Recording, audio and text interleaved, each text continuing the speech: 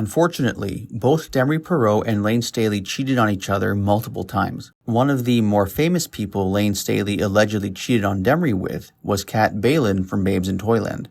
Both Layne and Kat are important figures from the 90s alternative music scene, but it's not very well known that they had this alleged romance with each other. Alice in Chains and Babes in Toyland toured with each other in 1993, and according to Kat's bandmate Maureen Herman, Layne and Kat became an item. The following is a quote from Maureen Herman from the book Everybody Loves Our Town. Quote, Layne and Kat started seeing each other on the tour, and then when we were in San Francisco, either Layne's girlfriend Demri was in town or Layne had a change of heart about the situation with Kat. Something happened, and he couldn't be hanging with Kat. I don't know what it was, but they had a falling out that day. So, Kat decides to react to the situation by doing excessive heroin. End quote. For her part, Kat denies having done excessive heroin during this tour, and she also denies having had any sort of romantic relationship with Layne. I'll be sharing that quote from her in a few minutes. But first, I want to share more from Maureen Herman regarding this alleged relationship between Kat and Layne.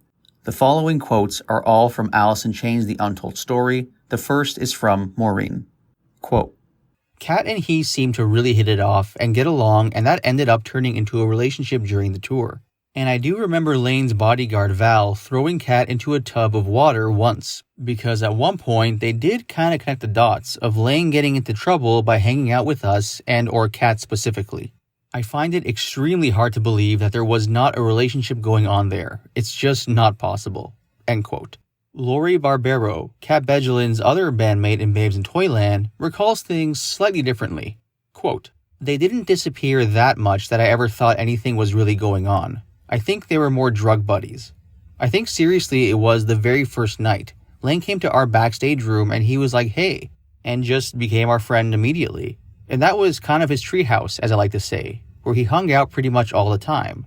Every day he'd come by and hang out with us. He hung out in our room all the time. I don't really know why.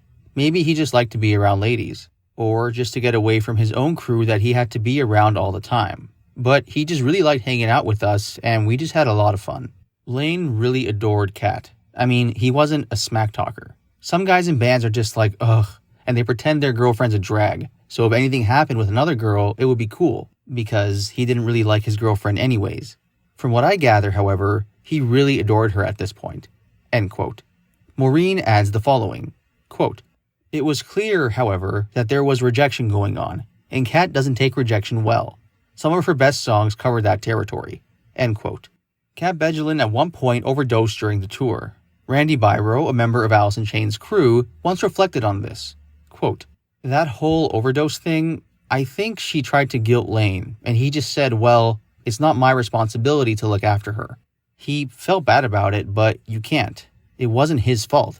He never felt like he was at fault for any of it. End quote. Now, as mentioned, Kat Bjelland denied having been involved romantically with Layne Staley, and she also denied the excessive heroin usage. This is from Everybody Loves Our Town. Quote, Layne and I hung out around the whole time. We weren't going out, though, just to make that clear. He was like a kindred spirit. We probably had crushes on each other because I punched him in the stomach once, which is like a third grader's crush reaction, right? And then he had his minions throw me in a bucket of water before we were supposed to play. I was immature. I kinda liked him, but you just get confused when you're out around the same people all the time. Let me make this very clear. I never really did heroin on that tour. When I came home and I was bored and depressed with money, yeah, that's when I would do it. In my whole career on tour, though, I'm thinking I did it 3 times. Otherwise, I'd do that thing people do. They kick by drinking themselves to death for at least 4 days, go through the withdrawal symptoms, and be on their way. End quote. Now, unfortunately, as of this posting, from the information that's available online, Kat Bjelland currently is not in good health. She's struggling with various health issues. Wishing her a speedy recovery to good health. Now, going back to Demri. According to many people who knew Layne, including Mark Lanigan, Demri Parrott's death in 1996 basically killed Layne Staley emotionally and sent him on an even bigger downward spiral than he was already on. According to Mark, when he first spoke to Layne over the phone about Demri's death, Layne was in shambles. Unfortunately, Mark was on tour in Europe with the Screaming Trees and couldn't be there in Seattle to comfort Layne. Quote, There was a knock on my hotel room door. I looked out the peephole and saw it was a friend on the other side. I unlocked the door and let him in. By the sad, beaten down look on his face, I knew he had some bad news. "Hey Mark, I'm sorry to tell you this, but Demri passed away. Layne would like you to call him as soon as you can." No, not again, I thought. This was going to destroy Layne. He had loved her so passionately that after their final breakup, one of many breakups in their tempestuous years-long on-again, off-again relationship, Layne had made a conscious decision to never date another woman. If not with Demri, he preferred to be alone. My heart was broken for him. I called him and left a message with my room number and the phone number to the hotel, and he called right back. The first thing he said to me was, "Oh man, I can't believe it, she's gone." Then he broke down in tears. I reacted, "I'm so sorry, brother. I am so sorry. I don't know what to say. I'm just incredibly sorry this happened to you." Even though I'd had plenty of experience with loss, I was still a piss-poor comfort to those in pain. I had never developed the necessary skills to verbally express any real words of wisdom to help anyone in that way. My first public response to death of a friend was stoicism. Privately, I might cry like a baby. Through his tears, Layne said, "I can't stand to be alone right now. When are you coming back?" "I just got here today, Layne. We're not back for 6 weeks." "Crap," he said. "I wish you were coming back sooner. I need to hang out with someone. This is tearing me up." "I'm sorry, bro. Look, my friend Simon is at my place. Go stay there. I need someone to keep an eye on him anyways. Kick him out of their bedroom and you take it. He can sleep on the couch or the mattress. You be doing me a favor, man." Layne had been around Simon, and I knew he could tolerate him. Simon's generally quiet nature made him easy to be around, and I trusted him. "Okay, I'm going over there," Layne said quickly. "Just let me know when. I should call Simon and give him a heads up," I responded. "Right now," Layne said. I quickly did the math. 2:30 in the afternoon in Paris meant it was 5:30 a.m. in Seattle. Demri's mother lived just a block from my apartment. I wondered if Layne might drop in there to offer his condolences or get a tiny sip of relief in sharing their shared pain of loss, even though they'd had a bit of a strained relationship. Upon returning to Seattle after my horrific tour of Europe, the first thing Layne said to me when he saw me was, "Whoa, man, what the hell happened to you?" "Let's just say it was a rough ride," I said, and left it at that. I was relieved to have reliable sources of heroin at my disposal once more, and the three of us stayed awake for days on end in my apartment, alternatively hitting the pipe with Simon obsessively scanning the floor looking for what we might have dropped. Eventually, Simon, like so many other addicts I've crossed paths with, went for a walk one day and simply never came back. Now it was just me and Layne. Layne spent a few more months in squalor with me in my small one-bedroom apartment. He never stopped grieving Demri's death. After a while, Layne's father, Phil, also an addict, took up Simon's dubious duties as our runner, which made for a weird dynamic.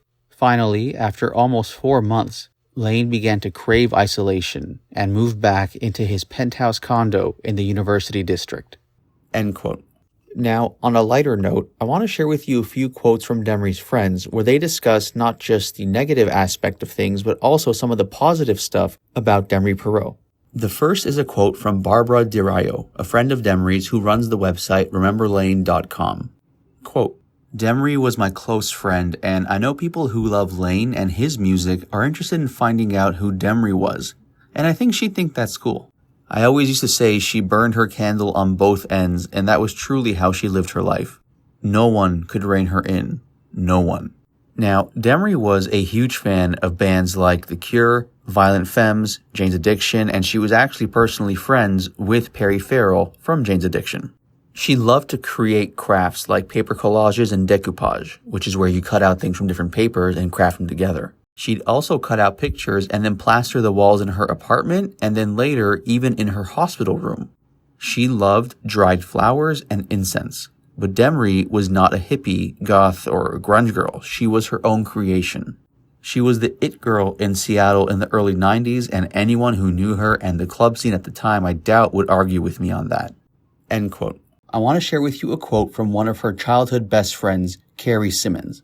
In this quote, Carrie talks about what Demri was like growing up, Demri's love for life, and ultimately where Carrie thinks Demri's downfall may have started. This is from an interview by Helena Harlan from worldofdemri.substack.com.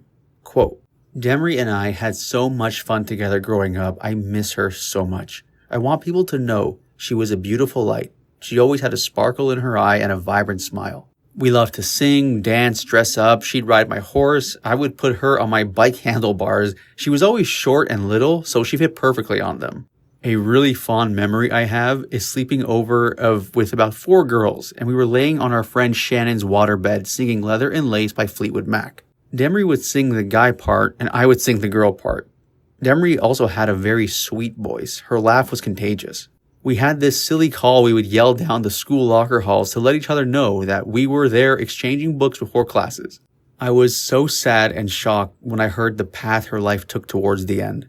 She'd call me a couple of times to meet up and party with them, but I was on a different path at that point. My brother was with them and shared updates with me when he would run into her and Layne. I knew and still knew a lot of people in the music scene, so I kept tabs. I wasn't into drugs because they scared me, but I regret not trying to help her and not being there more for her emotionally towards the end. But I didn't know it was the end so soon. Demri began modeling and doing hair shows in Seattle in 1987. It was her senior year of high school, and the whole grunge scene with underground raves was so big. She was so vibrant and full of light that she attracted energy vampires, I call them, and what I like to call the dark side. I believe as she began to experiment more, it just pulled her in deeper. We all got caught up in the music industry, but I drew the line early on that I knew not to cross. It's really sad and breaks my heart. I pray people find a higher path for their journey and deal with trauma and struggles, and for them to be able to lead strong, loving, fulfilling lives. End quote. When it comes to Layne and Demri, understandably due to how famous Layne is, he gets most of the focus. It's well known that Layne tried to kick his heroin addiction on various occasions, but it's not well documented that Demri also tried to kick her addiction.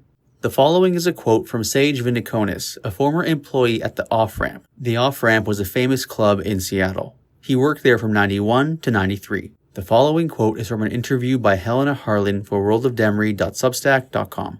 Quote, "One time when she was kicking heroin, Demri stayed with me for about a month. She never ripped me off and we never fooled around, but I'd hold her when she started shaking from withdrawal. And I'd clean her up after she'd vomit all over herself. She was a very dear spirit and I did my best to help her. We had met at the off-ramp. I was pouring a pitcher of beer for customers when this woman with long hair flew past me and took a sharp turn into the broom closet. Next thing I hear, boom, buckets and brooms are smashing and then silence. I didn't even charge the customers for their beer. I was focused on and worried if this girl in the closet was okay. I helped Demri get on her feet and she hugged me. She said, however, that she still needed help. I asked her what help she needed and she said she needed dope. I told her I didn't have any marijuana on me. And then she said, that's not the dope I need. I need heroin. I said, oh honey, you're too beautiful to allow that to taint your life. Save your soul. Don't let heroin into your world. Then she kissed me on the lips and bolted out the door. That was our first encounter. I never saw her truly descend into addiction, but I was there to help her on 2 different occasions to kick heroin. I fed her, gave her tons of art supplies to create with, cleaned up her vomit, held her when she had the shakes. Yeah, it was an ordeal. The only rule I had was she knew if she went out the door of my apartment, it would lock behind her, so she'd be locked out. She was definitely a carefree spirit, but also a caring one. When I asked her to hook me up with a couple of her girlfriends who I thought were attractive, for instance, she said no. She said they were all nuts and that I didn't deserve to be caught up in that mess. She hung with a pack of wild women. They were all sassy and partied hard. It was wild times. Luckily, many people survived those times, sadly, unlike Demri. I actually met my current wife at the off-ramp. We dated for about 3 months back then and went our separate ways, remaining friends over all the years. Then, in 2016, we reacquainted our love for one another, and 2 years later, we were married.